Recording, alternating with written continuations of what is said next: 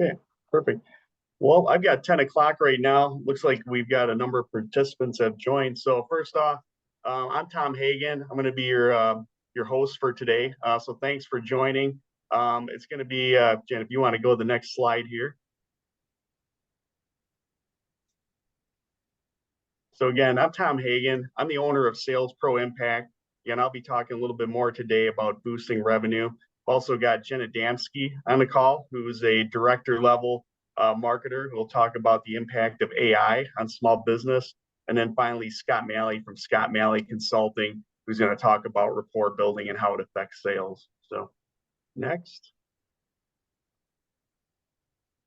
Okay, so again, this is just a quick overview of our agenda here today.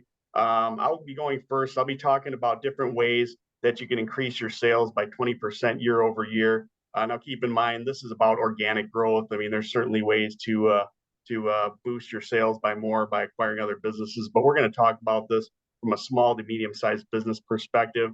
As mentioned, Jen will explore the transformative impact of AI. It's all the buzz nowadays, so she'll get into some different things that can help your business. And then finally, Scott will talk about building that rapport to increase customer loyalty. And then at the end, we'll have a quick question and answer session. Again, we'll wait till the end. But if you do have any questions, there's a chat on the bottom. Please drop those questions in there. Scott will be monitoring those, and we'll answer those at the end of the presentation.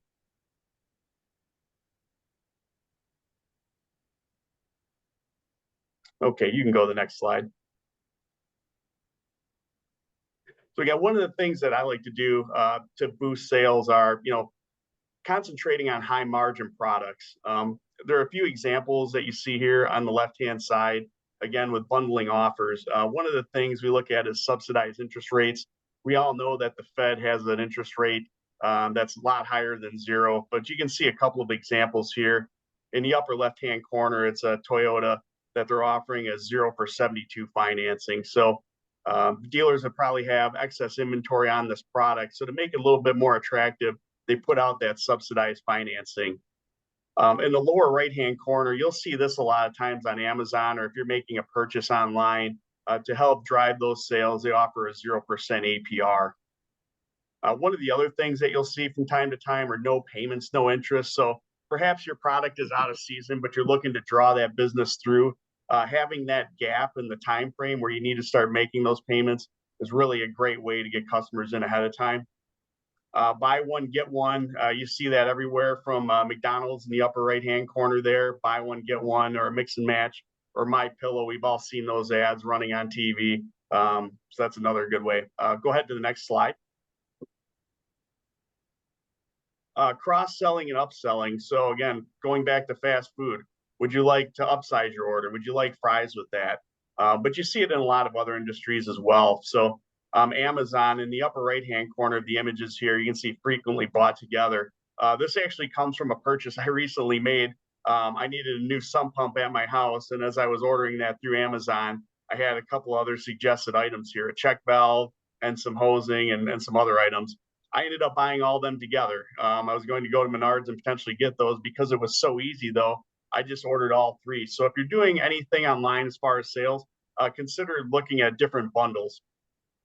If you're a frequent traveler, you'll also see this, whether it's hotels or rental cars. You go there, you may have a base room, and they'll ask you, do you want to upgrade for another $10 a night? Or, if you want to go from the Chevy Cruze to a Dodge Challenger, maybe they'll, if you're doing a lot with them, maybe they'll give you a freebie to create that customer loyalty, or maybe it'll just be a slight upgrade. Software is another place where you see upgrading a lot. A lot of different software packages will let you get in on their base package for free. So a lot of CRMs. I currently use HubSpot, and again, it was $0 to get in there. But when you want to start using additional functionality, you want to do emailing to different customers, and you want to integrate those campaigns, you need to upgrade. So a lot of them get you in with the basic functionality. Some other ones I can think of are QuickBooks or even tax accounting software like TaxAct. Go ahead to the next slide. Loss leaders. So these are just a few examples. I'm a big eater of rotisserie chicken. I love it. So I'm always monitoring rotisserie chicken prices. And I can tell you, Walmart, your local grocery stores, They've jumped from $5 up to $7 to $10 in some cases. Conversely, Costco has remained at $4.99. I know that they recently bought their own chicken farm to keep the prices down. But again, it's a loss leader. They're known for their chicken.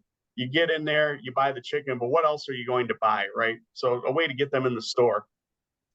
Black Friday deals. It's something that we all know, right? The day after Thanksgiving, the low price TVs, you can get a 42-inch TV for $80, right? Maybe some manufacturers are kicking in some dollars, but ultimately, same deal. You're trying to get folks in the door so that they buy more stuff.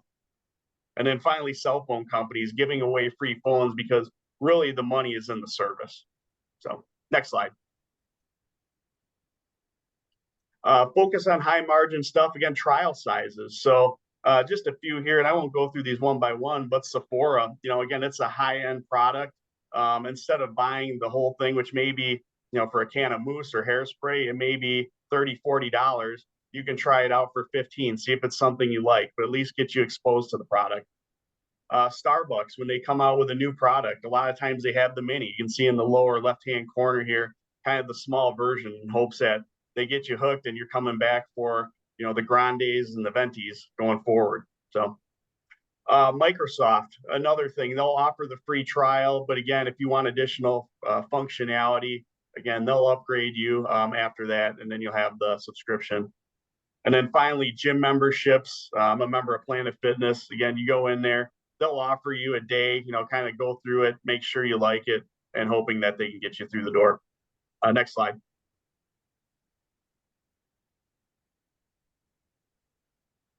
So again, share a wallet. Selling to your existing customers. This is one of the things I like to always talk about is the cost of customer acquisition.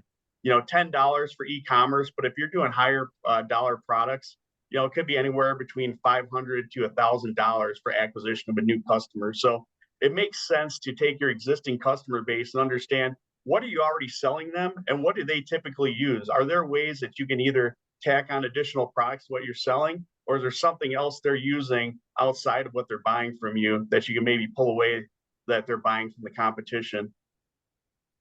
One of the things I like to do is segment your customers. So I come from a construction agricultural background. Understand, if you're using a tractor, is there a particular type of implement you're using? With a certain industry, maybe you're a plumbing contractor and they use trenchers on the front of their skid steers. Different ways that you can help their businesses.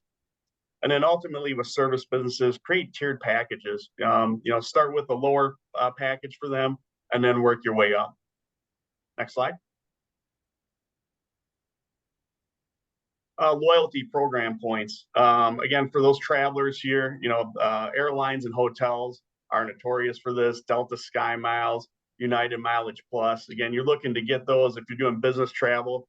How can you accumulate those? So if you're frequently flying Delta and maybe you like that, but United has the best flight, you may opt to take Delta even if there's a connection involved because you want to build up those points. So a really great way to keep customer loyalty. Hotels, same thing. Hilton Honors, Marriott Envoy, preferred parking spot when you get up there. Maybe get a couple waters when you come to the front desk, creating some prestige for those customers. Food and beverage, again, Starbucks has popped up a couple times here, the Starbucks rewards. I always see folks as they're going through the drive-thrus, flashing their cell phones, getting that scan code so they can accumulate those points. And then credit cards, there's so many to list. I won't even go there, but there's a honor or loyalty program for just about everything out there. If you're looking to add, back one slide, Jen. One other thing I just wanted to mention, if your company is looking to add a loyalty program, there's a number of different companies out there, but the one that I looked up that I think would be good would be smile.io. So take a look at that as a reference if you're looking to put together a loyalty program. Okay, now next slide. Okay, again, selling to existing customers. So these are a few different things. You guys have seen the air conditioning inspection. And again, they're not making a ton of money. You could also call this a loss leader, right? $89.95 to come out there. You're putting a technician, you're probably paying anywhere from $75 to $100 an hour, travel time and all that. It's not a money maker. But again, you're trying to find different things while you're out there. Maybe it's your heater needs needs a cleaning or some duct cleaning, whatever that is. Most places you go to bring your vehicle, they offer a multi-point inspection. So again, just a few: Firestone, Jiffy Lube, Rust Arrow Honda is one of the ones I've got up there as well. Bring your car in there, and ultimately they may find some other stuff they can make money. So again, I mentioned I'm from the farm and construction industry. One of the companies in Central Illinois, Berkey's, they've offered for years a customized inspection. So when there's downtime after harvest is over, typically the shops are a little slower. Get equipment in there. Understand, number one, what needs to be fixed. The shops are slower, so number one, it creates revenue for the business, but two, you're finding additional work that needs to be done, which is helping drive profitability, especially in a higher margin part of your business. Okay, next slide. A couple niche markets here. So again, my son actually uses this product, Lush here. I'd never heard of it before, but it's specialized in handmade, cruelty-free products, personal care. So again, it's not widespread, but it's hitting a certain demographic. Warby Parker, previous to Warby Parker coming out, you had to go to your optometrist, get your eye exam, and then, choose from whatever they had there. Warby Parker came in with an internet type solution where they're going to give you cheaper glasses, and you get some different options. So again, try the frames and then just make sure they fit. And ultimately, that's probably the main concern, right? You go to your optometrist, you got to make sure it fits your face. I have a wide head. I definitely want to make sure. So I would definitely want to order from Warby to make sure that those fit prior to, but offering some great value. Next slide. Subscription is all the rage, right? The benefits, number one, is predictable revenue streams, right? When you go with subscription, you're billing the customer on a monthly basis. Customer loyalty and retention, right? They may forget about it after a while. Instead of going, hey, I need to buy this today, it just comes automatically. And a lot of times, myself included, you forget about some of these subscriptions, right? You're like, I needed to cancel this, but you waited a month or maybe too long. So some opportunities there. But what's the benefit for customers? We talk about revenue for the companies, but what's the benefit for them? Convenience, right? You don't have to keep going on Amazon or whatever company you're looking to order those on a regular basis. You can kind of personalize what you want as well. So, you see in the upper right-hand corner, a company called Newly. My daughter uses that, and basically you rent clothing from them. So she gets a different package monthly, so she can change up the wardrobe. If she likes it, she can keep it. So it really gives you some opportunity to get some different stuff without having to go to the store and shop for it all. A lot of times too, when you have these subscriptions, it'll give you access to exclusive products or content if it's a service, right? If you're part of that exclusive club, you'll be the first to get the new pair of pants or the new razor blade, whatever that is. So really some additional ability to drive that loyalty. So you can go to the next slide. So I've got these together. Point of purchase, which would be for retail. So you can see a few of the examples here. One from Walmart, you go down the center aisle, you can see the different Glade product. Not to say you couldn't find it down some of the regular aisles, but when you put something that's point of purchase, generally it turns 2 to 3 times faster. So if you're in the retail business, definitely a great way to either push out promotional products, or even if you have maybe some old stagnant product to create some additional awareness, could be a great option. For those of you folks that are on the web and marketing that way, look at your website. It's called Above the Fold. So if you think of your website, when you get to the first page, it should be very simple, and the message should be very direct. So you can see Blaze AI in the upper right-hand corner, create better content in half the time, right? That speaks volumes, right? Now you can click the button below that if you want additional information, but generally when folks go to websites, they don't want to search for it. They don't want stuff that's really wordy. They want the ability to find it quick. So put your content there. Now you can put a hero image there, which is a single image, or in some cases you can put a scrolling banner there as well. So if you have multiple offers that you want to put out there, that could be a great alternative as well. One other thing, I don't have the image on here, but If you're looking to learn more about marketing, one of the books that I've read that I think is a great resource, and it's a Wall Street Journal bestseller, is Building a Story Brand by Donald Miller. It's very good. It's also available as an ebook on as well. So I encourage you, if you're looking to learn a little bit more about marketing, definitely take a look at that. Next slide. Okay, that's it for me. So again, if you've got any questions for me related to boosting sales, again, drop that in the chat, and then we'll get to those at the end. With that, I will turn it over to Jen, and she will talk about AI. Sounds great. Thank you so much, Tom, and welcome everyone. It's great to see some familiar faces, some new ones too. And as a reminder, this is being recorded, so don't worry about capturing every detail real time. I'm going to get into some a little bit of technical stuff, and I don't want you to feel overwhelmed like you need to capture all the notes. So I'll also be giving today's attendees access to the planning tool that I'll be sharing. So I'm aiming to make this as meaty as possible, but not overwhelming. But let's go ahead and jump in. And I always like to start and get to know a little bit more about everybody on the call today. So in the chat, if you could drop your notes about your level of experience with using AI and what tools you've gotten to use, if any. So you can feel free to drop those there. I know AI is very new to some people. We've got some folks that have been using GPT for over a year. So curious to hear about your level of expertise there. I bet we've got a mix there. Great. Well, all right, great. So we've got a mix of experience, and I'm looking forward to just giving you a crash course. And because we have a short window of time, today's presentation is focused on how to use tools like ChatGPT to better understand your audience and then create content plans based on their buying behavior. Let's jump in. And before we start, I want to give a few caveats. One fun way to illustrate some of those challenges is to just show you. So these images on the right are all AI generated. And sometimes, as you can tell, AI gets silly. So maybe some of you noticed the woman's arms, or should I say arm? You see that there? Let's look at some other examples. You've got, the infamous hand situation where AI doesn't quite know how to make hands. These are all things to look for when you're trying to identify AI created images. So AI, needless to say, is not infallible. There are some pretty harmless examples, including AI giving a pizza recipe that suggested adding Elmer's glue to thicken the pizza crust.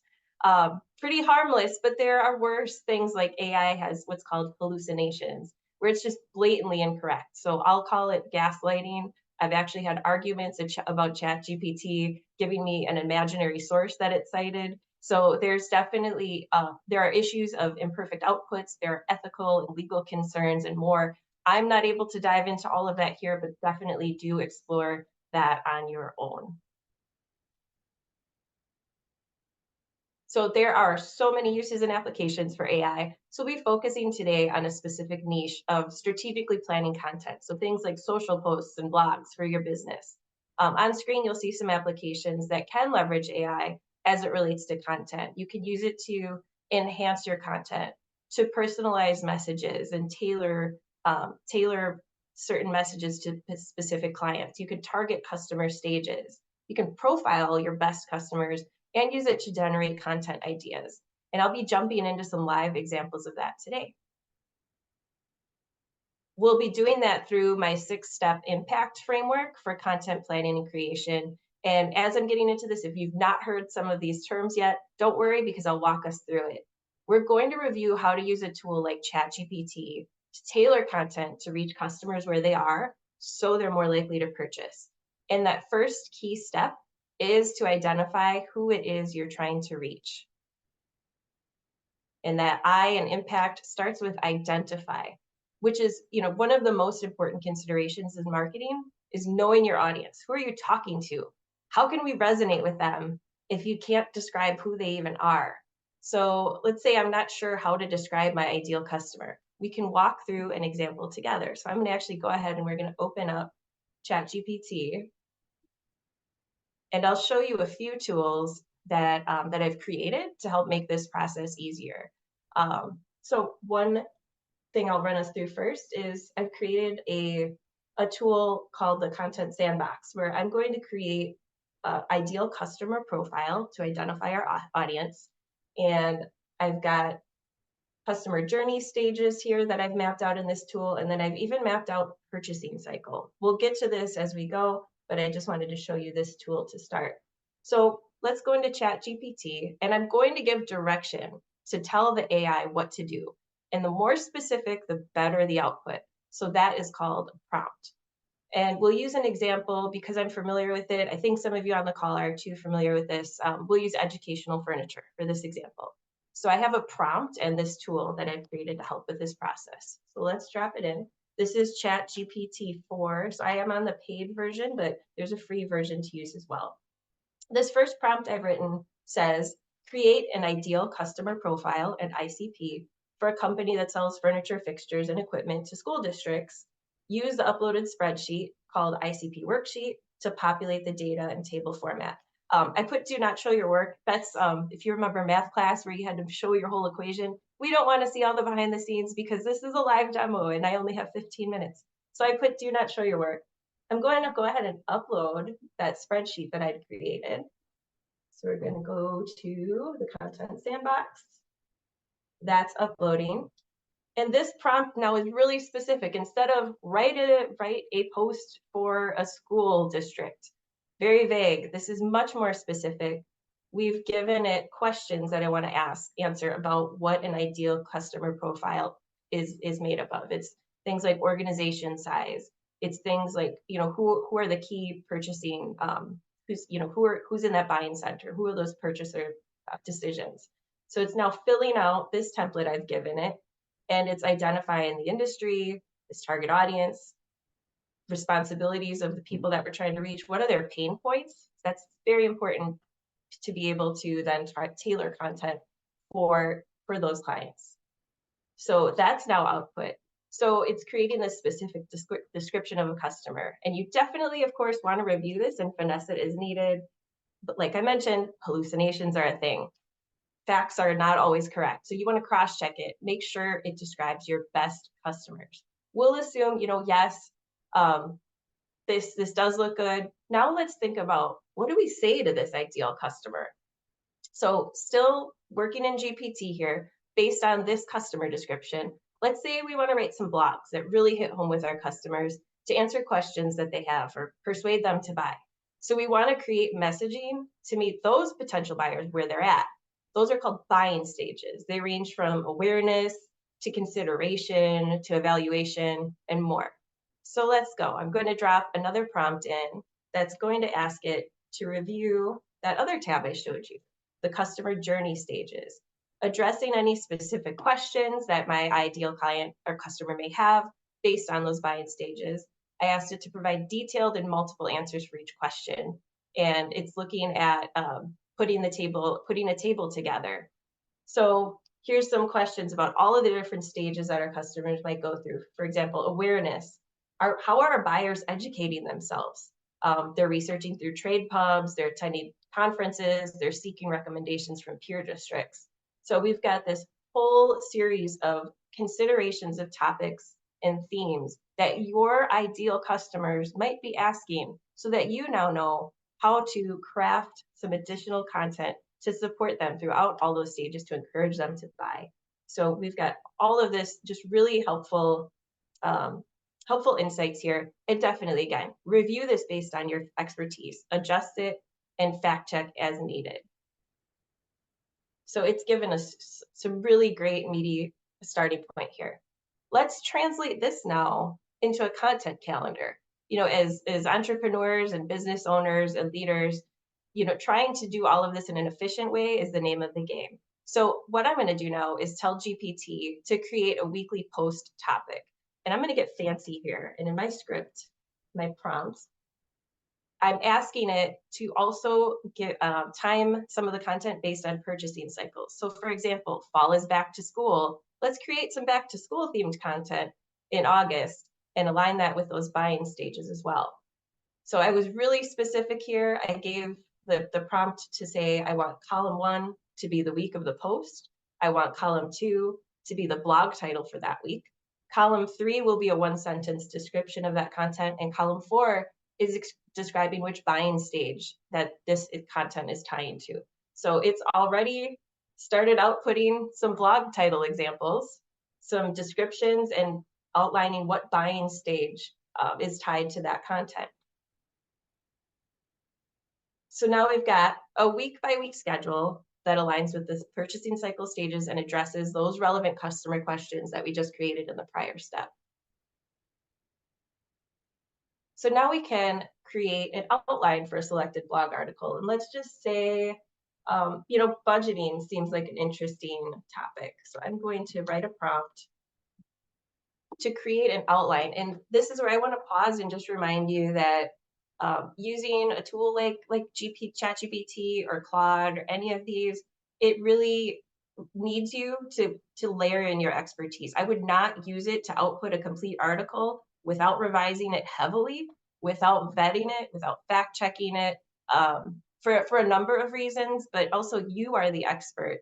GPT can sometimes output things that look great on the surface, but if you delve in a little more, there are sometimes things to be found lacking, and I'll talk a little bit more about that. But we're going to outline that content for a blog article and create an outline and make sure the points that it's talking to align with what it is that I, as the expert, have found. So we're going to say we're going to create a content outline for budgeting for success.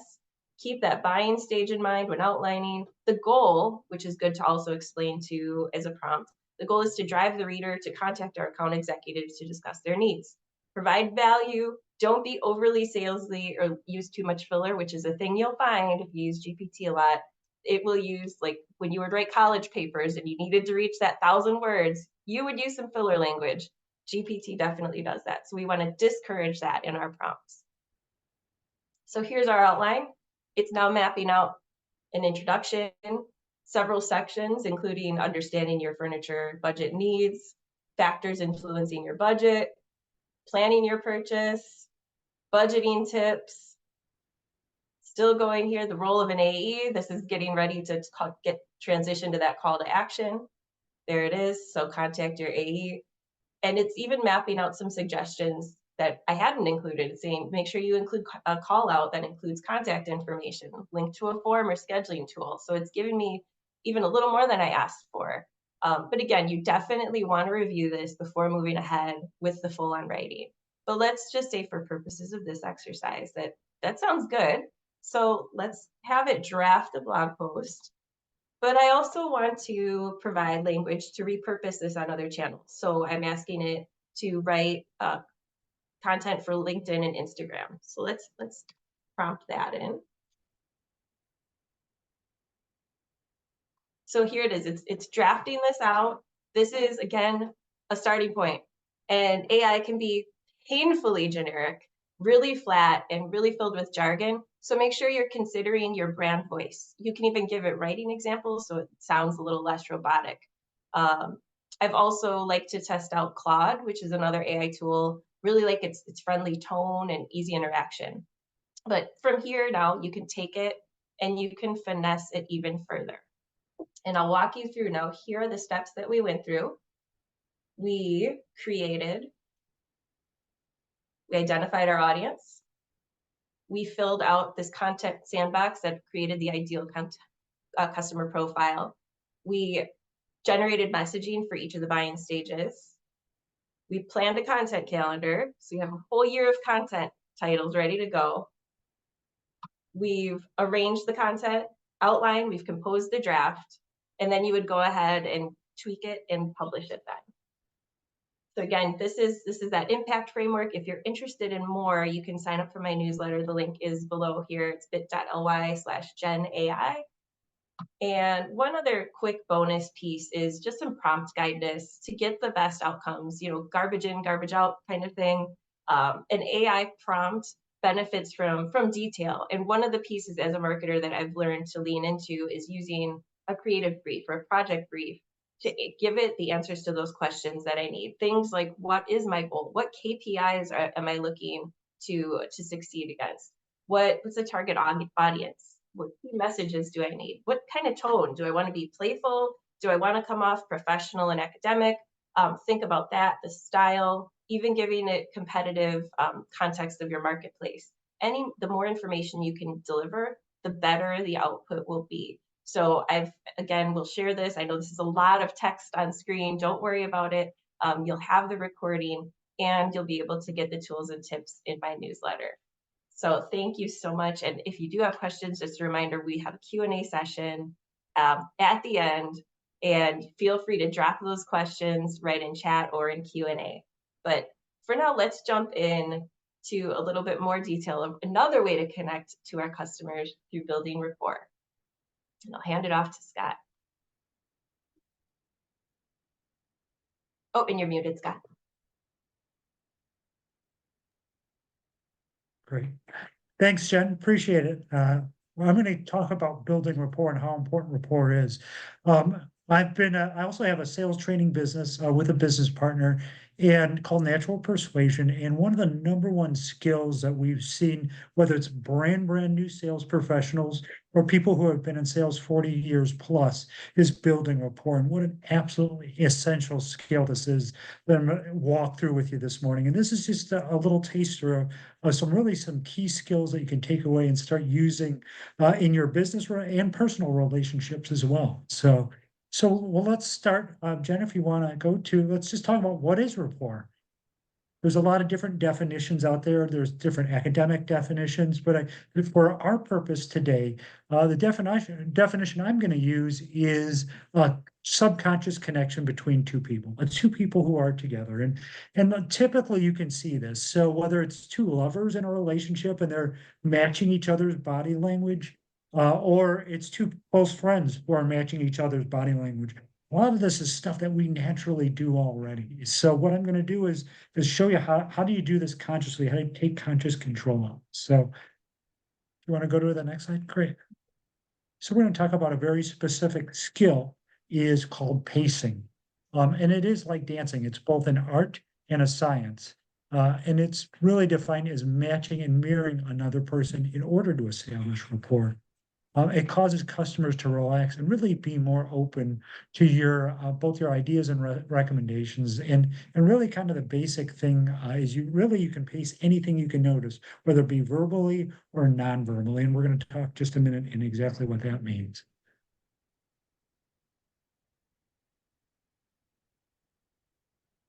In theory, it's simple. You can pace anything someone's doing. So, however, you've got to pay careful attention to both an ebb and flow. And it's not the same as mimicking. You don't want to do exactly what they want to do. You want to make sure there's a lag time between you. But it does send a very, very powerful message that I'm on your side and I understand what you're saying. So, and another critical thing to remember about pacing is we all have our own unique language when it comes to pacing. And it just allows you to enter your customer's world that much easier and that much with much less resistance. Thanks, Jen. If you want to move on to the next slide. So in face-to-face interactions, you can pace just about anything you can notice. Your voice, though, keynote here is really your voice, though, is a very, very powerful tool with building rapport.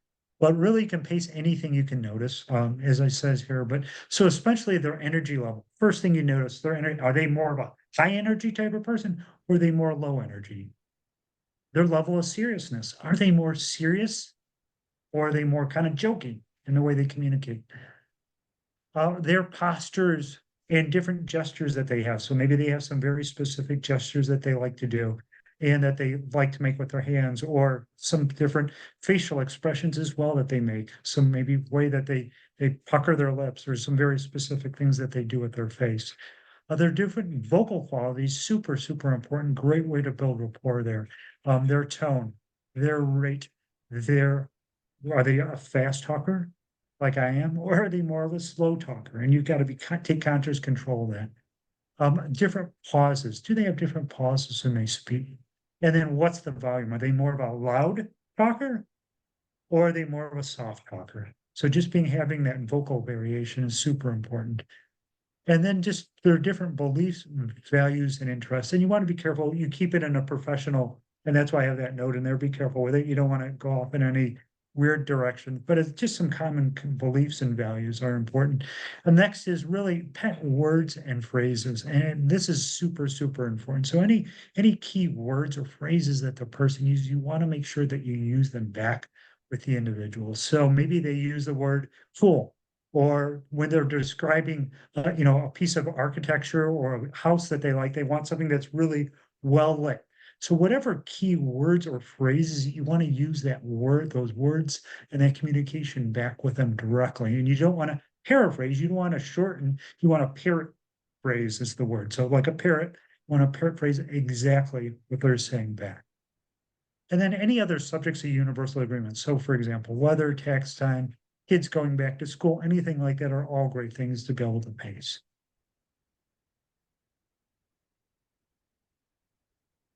So this week, I'd like you to look for an opportunity to really pace people in public.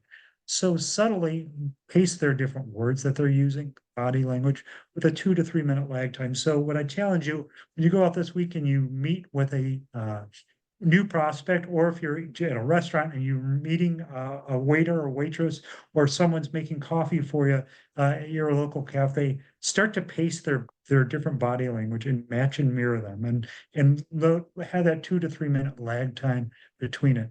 And then I challenge you as well this week to do it in your electronic communication. So, look for keywords and phrases for any client you're communicating with. What are some keywords and phrases? What are their values? What are important to them?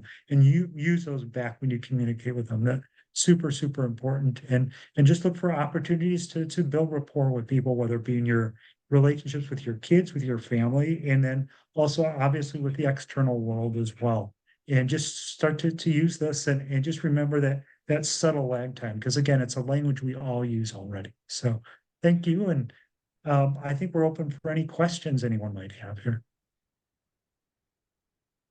Sounds great. Scott, that was really helpful. It reminded me of a time where I had to connect with a sales leader actually, and he loved like the sports metaphors, and I was trying to pitch him on a new idea. And I remember I said, Paul, we could really hit a home run with this. And he's like, yes, we, and it's just like the right kind of reflection at the right time can really go such a long way. Yeah, it's amazing what it can, I thought of a story, actually had a boss early on, Ron Masalewski is his name. Ron and I we should have seen eye to eye, and for whatever reason we didn't. I got along with every other boss. But one of the things Ron did is he had gestures like this. He would put his hand behind his head and put his feet up. I did the same thing, matched his body language. And he and I became great friends and are still friends to this day. Wonderful guy. So just being aware of it and not being able to try it, doing it subtly, not immediately, but just having that lag time is just critical. But it is a super powerful tool that can really transform your communication. So. Great examples there. Love that. That's great. That's great. I don't see anything that's popped up in the Q&A. I see that a few people have had challenges putting anything in there that's locked. I did open up the chat. So if you do have any questions, drop those in there now. We did have some questions that came in prior to the webinar. So I'm going to go through a couple of those now. The first one, Jen, is for you. What are some other ways we could use AI approach in our day-to-day business? So that's a great idea. And I know there's kind of a varied breadth of businesses here. So I think some practical or low-hanging fruit could be, using tools like we demoed here to draft some sales and products copy for your website. You could create template email responses, things to vendors and manufacturers. Sometimes I would spend a lot of time trying to draft like that perfect email, and I shouldn't be spending that much time. So how do I say this in the right tone, using it in that way? Or like consistent messages that you're having to send out, using it to batch process those, using it to reply to Google reviews. If you're a business that relies on reviews, it's helpful to thank people, but you don't want to say the same thing. I see some companies that are like, thank you for your thoughtful response, and it was clearly copied and pasted. So you can use it to write more thoughtful responses to reviews. I've also used it to proofread or edit my own copy and emails just to adjust tone, even play with different, if I want to say something in a slightly different tone or play with different brand voice, I've used it there as well. Good question. Okay, great. Had one other one that came in prior to as well. How can I change my website to better implement content above the fold? So Again, a good one. I can speak from some of my experience having, started Sales Pro Impact and, developing the website. Work with a good web designer. One of the things I did was I went on to freelancer.com and I found a reputable company that could help me with that. So not only just designing the site, creating the content, but also SEO. So building those backlinks, building multiple links to your website is really key. So I would strongly suggest going to some experts outside to really help build that for you. Okay. Let's see any other questions? So we got one other one from Greg Helding. It says you focused a lot on discounting. Do you have some thoughts on marketing for a product where you want to hold firm on the price? Again, I would say a lot of it, I don't know that you necessarily want a discount. I think you're trying to get folks in the door. You look at like trial size. I don't know that's discount. It's a smaller size, and then probably if you look at the margin in proportion, it's probably better. So I would look at trial sizes.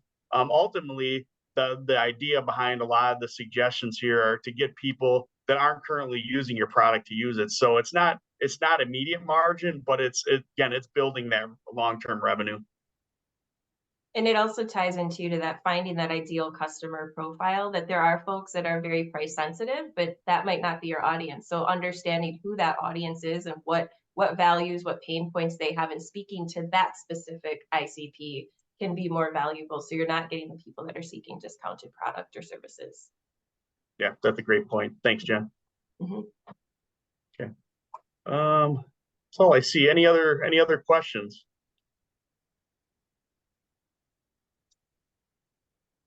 Okay. Well, I certainly want to first off, thanks everybody for joining the webinar and taking time out of your schedule to join Jen, Scott, and I. It's very much appreciated. I also want to personally thank Jen and Scott. Over the last number of months, we've been working together, putting this presentation on for you guys. I've learned a wealth of knowledge from them, and hopefully likewise from them. But again, if you want to contact or reach out to any one of us, the information is on the screen, our contact info. Also, after the webinar is over, within the next day or two, we're going to send out an email to you with the link to the webinar. So if there's something you missed, you didn't take a note on, definitely you can go there to do the recap or find our contact information to reach out directly. So again, thank you, Jen, or go ahead if there's anything you want to add before we wrap up here. Sure, I just drop in a quick reminder. If you'd like these tools that you saw or to go into them a little more depth, you'll be able to, after even this webinar ends, sign up for the newsletter really easily. Or feel free to email me. I'm happy to even just have a chat with you about questions that you have or curiosities. I'm happy to do that for you. Perfect. And then Scott? Yeah, feel free to go to contact me. I've got my contact information. Love if you're suffering with any sales challenges with your business at all, sit down and figure out, how a game plan to get around it and get you back on track with your sales and ultimately the revenue that you need to be bringing in for your business. So. All right, fantastic. All right. Well, with that, we'll end the webinar here. Again, thanks for joining and take care, everybody. Thanks, everyone. Thanks, everybody. Yeah.